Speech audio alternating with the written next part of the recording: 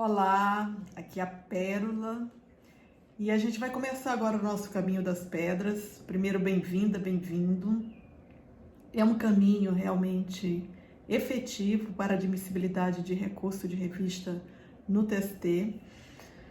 E eu estou muito feliz de que você esteja aqui caminhando conosco nesse projeto. É um caminho de pedras, mas é um caminho de pérolas também, em que a gente vai treinar como manejar um recurso de revista, tal como o Tribunal Superior do Trabalho o viu.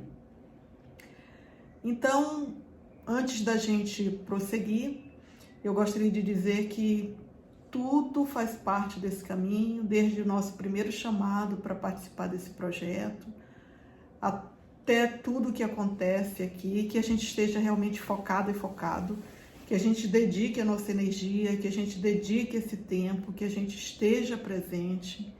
Então é muito importante o treinamento, que a gente participe de uma forma presencial, que nós estejamos atentos. Então a gente tem um presencial, que eu digo telepresencial, né? Porque a gente tem esse desafio, né, do telepresencial, então que a gente não esteja olhando o WhatsApp, fazendo outra coisa, mas que a gente esteja como se estivesse em sala de aula, integrados realmente no que a gente está fazendo, que nada nos distraia e que o nosso foco seja essa proposta, esse caminho. Bom, meu nome é Silvia Pérola, eu trabalhei 30 anos no Tribunal Superior do Trabalho como assessora e chefe de gabinete, entrei como jornalista para assessoria de imprensa, depois migrei para a área jurídica. E no Tribunal Superior do Trabalho eu atuei em gabinete, como já adiantei, e fazia minutas de voto, e lá também eu criei esse projeto que se chama Treinamento Processual, para treinar servidores da casa a elaborarem minutas de voto.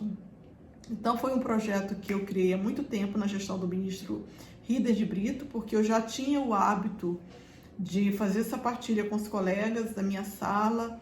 Eu criei um espaço para compartilhar com os colegas essa questão da admissibilidade de recurso. Quando eu me aposentei, implementei o meu tempo de servidora pública, eu vim para a advocacia com o convite de César Brito, muito honroso, a quem eu sempre reverencio e agradeço, porque ele acreditou no projeto. E eu trouxe esse projeto para a advocacia, então virou treinamento para a advocacia, né? Nós vamos fazer nos módulos 1 e 2 um caminho com relação ao recurso de revista. E a primeira coisa que é importante que a gente diga é que o recurso de revista, ele é, por assim dizer, o recurso por excelência do Tribunal Superior do Trabalho. Porque o que é o Tribunal Superior do Trabalho? É o órgão do topo da Justiça Especializada, que é a Justiça Trabalhista, e que tem essa missão de uniformizar a jurisprudência, né, em território nacional. E o recurso por excelência que chega ao TST para promover essa uniformização é um recurso de revista, né? A gente sabendo que da decisão proferida no recurso de revista, há em tese a possibilidade de acessar o órgão uniformizador no TST, que é a subseção de dissídios individuais 1. Bom, mas antes da gente continuar avançando na nossa caminhada, é muito importante que a gente tenha em mente os cenários que se revelaram ao longo desse processo, né? Quando se pensa, né, nesse recurso, e o cenário que a gente está vivendo hoje. Então, a gente tinha, com a CLT de 1943, um cenário em que nós tínhamos a previsão do artigo 896, que continha os dois requisitos intrínsecos, que era a indicação de violação de legal e ou de divergência jurisprudencial. E havia muitas súmulas e orientações jurisprudenciais, que a gente diz de natureza processual, que praticamente complementavam ou explicavam a satisfação desses requisitos, né? Tais como a súmula 126, a vedação de matéria fática, a súmula 422, que impõe o dever de fundamentação, a súmula 297, que trata do pré-questionamento, enfim. Mas, em síntese, era isso. O que acontecia? Acontecia que os recursos, eles vinham muito longos, com muitas indicações de violação de lei, e, digamos assim, com muita deficiência de manejo, os ministros tinham que se debruçar sobre essas peças longas e com dificuldade realmente de compreensão. Então, já dentro do TST já havia uma instrução que sugeria às partes que indicasse a página onde está a procuração, que tivesse mais cuidado no manejo do recurso. Na Semana da Jurisprudência de 2011, a Comissão Normativa, ela enviou para o Congresso Nacional um projeto de lei que acabou resultando na Lei 13.015/14. Então, a Lei 13.015/14, ela vem desenhar um outro cenário, que é um cenário de maior rigor na admissibilidade do recurso de revista. Por quê? Porque foi a Lei 13.015/14 que trouxe o parágrafo 1º A, artigo 896 da CLT, com os famosos 3 incisos, que significam requisitos formais de admissibilidade. Então, além da indicação de violação de lei e além da divergência jurisprudencial, a Lei 13.015/14, ao trazer esse parágrafo, ela impõe agora ao recorrente que, 1, indique o trecho onde está o pré-questionamento, 2, que indique a violação de forma fundamentada, e 3, que fundamente, que impugne os fundamentos do acordo regional, tais como postos, que é o princípio da dialeticidade. Então, e uma coisa muito interessante é que essa legislação, ela trouxe para o texto da lei muitas súmulas do TST. O que é o inciso 1? Indique o trecho está por questionamento, a súmula 297. O inciso 2, indique a violação de forma fundamentada, a súmula 221. E o inciso 3, que trata da fundamentação, a súmula 422. Então, isso para dizer para vocês que esse rigor foi aumentando, né?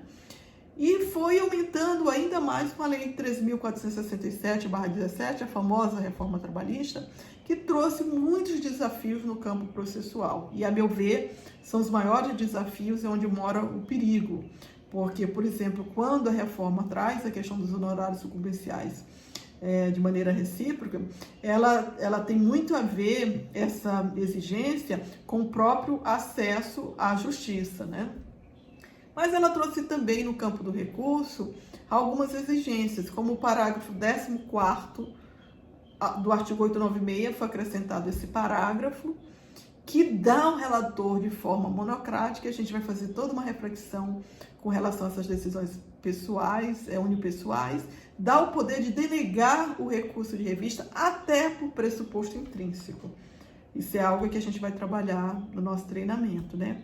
Mas eu acho que o maior malefício que a reforma trouxe e que nos atinge no campo processual foi realmente a regulamentação do artigo 896A da CLT, que trata da transcendência, trazendo aqueles parágrafos e nos parágrafos lançando os critérios, mas o grande problema é a forma como a transcendência vem sendo aplicada. E o grande desafio é o parágrafo 5º do artigo 896A, que determina a irrecorribilidade de decisões de denegação de agravo de instrumento. E a gente vai falar sobre isso, a gente vai criar um espaço, porque é um parágrafo, a meu ver, inconstitucional. Isso está sendo objeto de apreciação do TST. Hoje eu estou falando quarta-feira, dia 4 de novembro de 2020, sexta-feira, dia 6, o Tribunal Superior do Trabalho vai retomar a apreciação do incidente de arguição de inconstitucionalidade deste parágrafo, e será uma conversa à parte. Bom, dito isto, nós vamos caminhar para uma conclusão de que, com essa série de desafios, já simplesmente pela previsão dessas legislações extremamente obstativas, a gente tem um recurso com uma complexidade de um manejo absurdamente técnico, de uma exigência. Então, eu chego a dizer que o processo de trabalho é o processo do que eu tenho estudado, do direito comparado, mais difícil da humanidade. A despeito de a gente ter uma previsão no artigo 899 da CLT de que os recursos são interpostos por simples petição. Vejam só. E vejam bem que quando houve essa promoção desse projeto de lei que originou a Lei 13.015/14, houve uma sugestão de que se tirasse essa palavra simples, mas as comissões recusaram, a palavra voltou e a gente tem um paradoxo.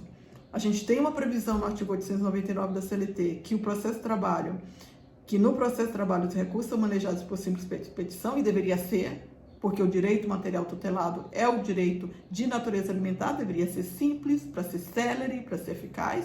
No entanto, foram criados obstáculos para realmente dificultar o acesso à entrega de jurisdição. E a gente tem outras conversas, que ao lado disso a gente tem a jurisprudência defensiva, que é realmente usar de filigranas, de determinados fundamentos para barrar o recurso, como a utilização da eleição de óbice processual para, a título de não reconhecimento da transcendência, eleger um óbice processual do tipo, foi transcrito inteiro o teor, por isso não há transcendência. Então, a gente tem o desafio da jurisprudência defensiva, tem o desafio próprio dessa legislação que nos impõe esse rigor. Então, eu vou encerrar essa primeira parte aí da nossa conversa com uma pergunta para vocês. Por que o recurso de revista é um apelo de natureza extraordinária? Essa compreensão é muito importante. E eu gostaria que vocês trouxessem para o nosso primeiro dia, na sexta-feira, às 15 horas, a resposta para essa pergunta. Por que o recurso de revista é um apelo de natureza extraordinária? Muito obrigada, estou muito feliz e desejosa de encontrá-los telepresencialmente em breve. E ainda há tempo para fazer inscrição. A gente está com um valor muito promocional. É uma parceria com a ABAT, que é a Associação Baiana de Advogados Trabalhistas. Tivemos também alguns convênios de bolsa associativa, de bolsa social. Mas divulguem, porque esse valor ele pode ser parcelado. As inscrições estão sendo feitas pelo Simpla e é uma grande oportunidade da gente fazer subir o recurso de revista. Muito obrigada.